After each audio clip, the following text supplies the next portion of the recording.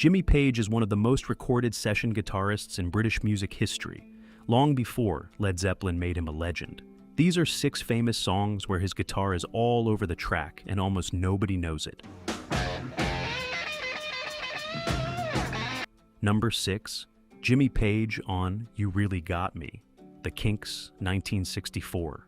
British rock is just finding its teeth. A young band from North London cuts a single that is raw, aggressive, and built on a riff that sounds like it could strip paint. That riff becomes one of the most influential in rock history. The song hits number 1 in the UK. Here is what almost nobody talks about. There has been a long-running debate over who played what on that session. Jimmy Page's name has been connected to it in multiple published sources over the decades. He was one of the busiest guitarists in London at the time, moving from studio to studio, often uncredited. The fact that his name keeps surfacing tells you everything about the world he was operating in. Session players of this caliber were everywhere. Ghost hands on records that would define a decade. The Kinks built their career on that sound. The guitarist who may have helped shape it was already moving on to the next session before the record even pressed. The British invasion is built on songs like this one, and somewhere in its foundation, there may be a guitar part that history never properly credited. Number 5, Jimmy Page on Little Games, The Yardbirds. By 1967, the Yardbirds are running on fumes. Clapton is gone, Beck is gone, the band is a revolving door of guitar talent. What holds it together is Jimmy Page. Little games are for little boys. Page joins officially, but his role goes beyond filling a slot. He is shaping sessions, guiding the sound, and laying guitar work across recordings the label hopes will crack the American market. Little Games is polished, commercial, and radio-friendly in a way that sits at odds with where rock is heading. It does not perform as hoped, but Page's fingerprints are all over it. Clean, disciplined, precise. Qualities he will later turn inside out with Led Zeppelin. Page once said of his Yardbirds period that the potential was always there. The band just never got the freedom to reach it. That tension between commercial pressure and creative instinct is what makes this period fascinating. Page is still calibrating, absorbing what works, rejecting what does not, storing everything for later. The Yardbirds chapter ends quietly. No dramatic breakup, just a gradual dissolution as Page begins looking towards something larger. Navigating those sessions sharpens an instinct for control that will define everything that comes next. He would find that freedom soon enough. But first, he had sessions to finish and a reputation to build one quiet guitar part at a time. If you want to test how well you actually know Jimmy Page's work, there is a full quiz linked in the description, worth checking out before we get to number 1. Number 4. Jimmy Page on Hurdy-Gurdy Man, Donovan, 1968. The counterculture is in full bloom. Donovan is one of the biggest names in folk-influenced pop, recording what will become one of the most distinctive singles of the decade. Hurdy-Gurdy Man is hypnotic, psychedelic, and built on a guitar tone that feels like it arrived from somewhere slightly outside of time.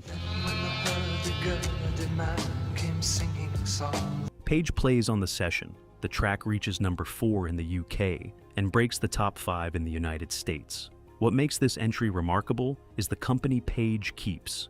John Paul Jones is also on that session, bass and arrangement. 2 of the 4 future members of Led Zeppelin in the same room, on the same record, more than a year before the band exists. The architecture of one of the greatest rock bands ever formed is quietly assembling itself, one uncredited session at a time. Page later described sessions like this as genuinely collaborative. Players not just executing someone else's vision, but actively shaping the sonic outcome of the record. The song belongs to Donovan. The arrangement belongs to the room. And 2 of the men in that room are about to change the direction of rock music permanently, without anyone knowing what they are building. Number 3, Jimmy Page on With a Little Help from My Friends, Joe Cocker, 1968. Joe Cocker takes a Beatles song everyone already knows and turns it into something that sounds like it was always meant to. Be sung exactly this way. Raw, sweat-soaked, completely his own. It reaches number 1 in the UK and defines Cocker's career in a single take.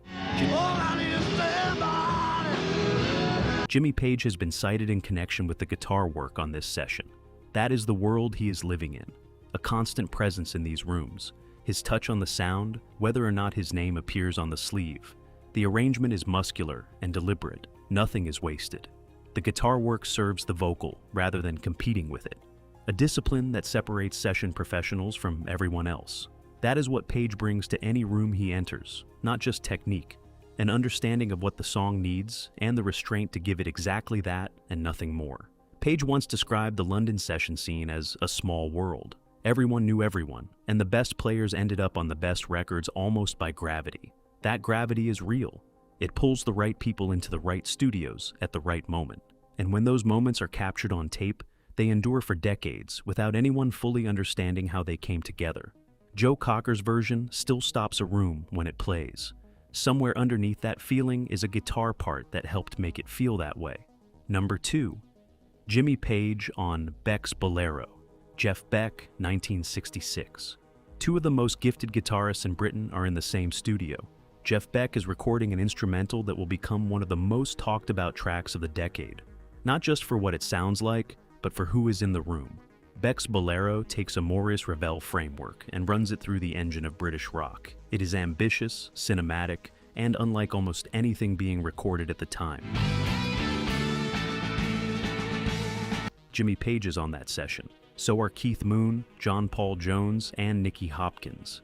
The assembled talent is almost impossible to overstate. Page and Beck play together on the track. The result sounds like a band that could have changed everything, except the band never forms. Each player moves on. The moment stays frozen on tape. There have been accounts that the session sparked serious conversation about forming a group from those players, with names like Moon and Entwistle mentioned in connection with what it might look like. Page has spoken about that day with quiet reverence, the sense that something genuinely rare was happening, that the combination of players produced something none of them could have arrived at individually. He reflected that moments like that reminded him how much extraordinary music is made entirely by accident, the right people turning up on the same afternoon with no fixed plan and no expectation of what might happen. Nothing comes of it. Moon stays with The Who. Jones and Page eventually find each other again. Beck builds his own legacy on his own terms. But Beck's Bolero remains the document of a single afternoon when the right people were in the right room, and nobody fully understood what they had until it was already over. Number 1. Jimmy Page on Shout. Lulu. Here is the one that surprises almost everyone. Not a deep cut, not a forgotten B-side, a song that went to number 1. Lulu records Shout in 1964. It is loud, propulsive, and built on a guitar performance that drives the whole thing from the first second. The song tops the UK charts and establishes Lulu as one of the most powerful voices of the British beat era. Jimmy Page plays guitar on the session. Already a professional, already in demand, the name producers called when they needed the part right on the first attempt.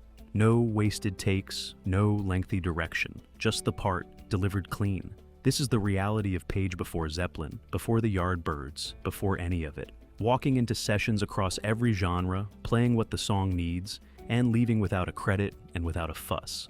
Lulu's voice is what everyone remembers. The guitar underneath is what makes it land.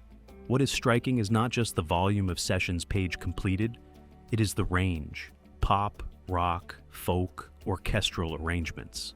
That adaptability is not a footnote to his later career. It is the foundation of it. The discipline required to walk into an unfamiliar session, understand the song immediately, and serve it without ego. That is a skill most guitarists never develop, because most never have to. Page has spoken about this period with genuine affection.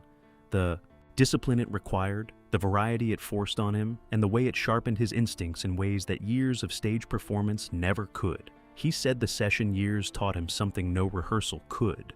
How to make a stranger's song feel like your own in a few minutes with the tape already running. Every guitarist who ever picked up a Les Paul and plugged into a Marshall stack owes something to the version of Jimmy Page who spent years in anonymous studios playing other people's hit records without a single credit to show for it. A number 1 record, a guitarist nobody credited, and a lesson in how the best musicians in history are often the ones you never saw coming, because they were already there before you started looking. 6 songs. 6 moments where one guitarist's fingerprints show up, where most people never thought to look. That is the real story of Jimmy Page before Led Zeppelin. Not a rising star waiting for his moment, but a working musician embedded in the DNA of British rock. Session after session, often uncredited, always essential. The hits on this list reached number 1, defined genres, and shaped careers. Somewhere underneath all of them is a guitar part most listeners never questioned, because it sounded exactly right. That is what makes Page's early career so remarkable. He was not chasing the spotlight. He was building the foundation the spotlight would eventually stand on. If this video changed the way you hear any of these songs, drop it in the comments. And if you want more stories like this, subscribe. There is a lot more the history books left out. And if you think you really know your Jimmy Page, the full quiz is in the link in the bio. Go find out how much you actually know.